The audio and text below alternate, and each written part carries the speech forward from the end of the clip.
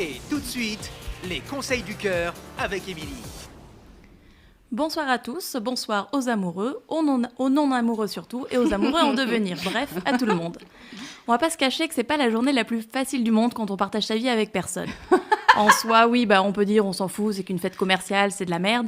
Mais la réalité, c'est quand même qu'on regarde tous les couples autour de nous se dire à quel point ils s'aiment, s'offrir des bouquets de fleurs ou des petits cadeaux, et partager des photos de leur resto pour fêter cette journée. Alors on a beau dire qu'on s'en fout, la vérité c'est que ça fait quand même un petit pincement au cœur à certains.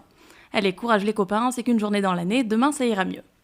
Je vais quand même surfer sur cette journée de l'amour pour vous parler de crush, de premiers pas, des attentes qu'on a les uns des autres, les uns envers les autres surtout. Je ne le dirai jamais assez dans mes chroniques, mais arrêtez d'avoir peur de faire le premier pas.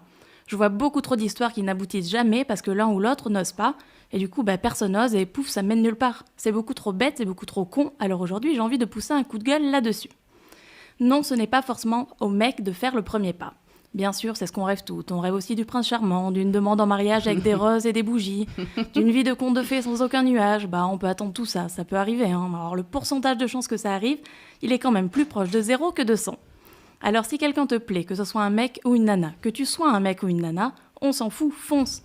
La phrase qui revient à chaque fois, c'est « oui, mais si je lui plais pas », parce que tu crois vraiment qu'en attendant des semaines ou des mois, peut-être, si tu as de la chance, un jour, par miracle, tu auras la réponse à cette question. Ouais, peut-être, mais peut-être pas. Alors après, si tu aimes attendre en espérant, penser à ça jour et nuit, t'empêcher d'avancer dans la vie, vas-y, attends, on s'en reparle dans 2 ans. Mais si tu te dis qu'il est temps de prendre ta vie en main, alors c'est le moment.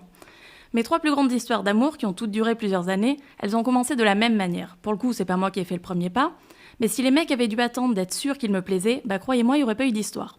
Il n'y a aucun d'eux qui me plaisait, sérieusement. C'était pas du tout mon style physiquement, aucun des 3 d'ailleurs.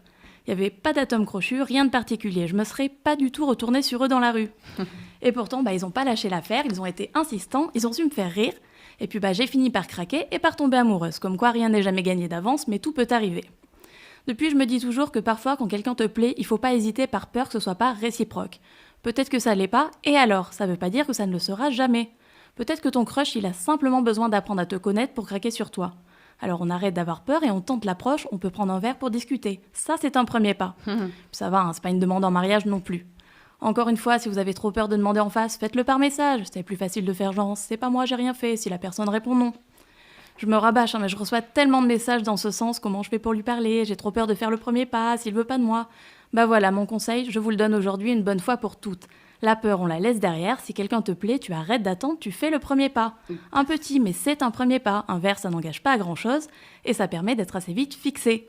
Sur ce, moi, je vais aller écrire à mon crush. Bonne semaine à tous. Ah ouais. Merci Émilie. Et pour lui écrire, c'est sur emily.pantouflexplosive@gmail.com.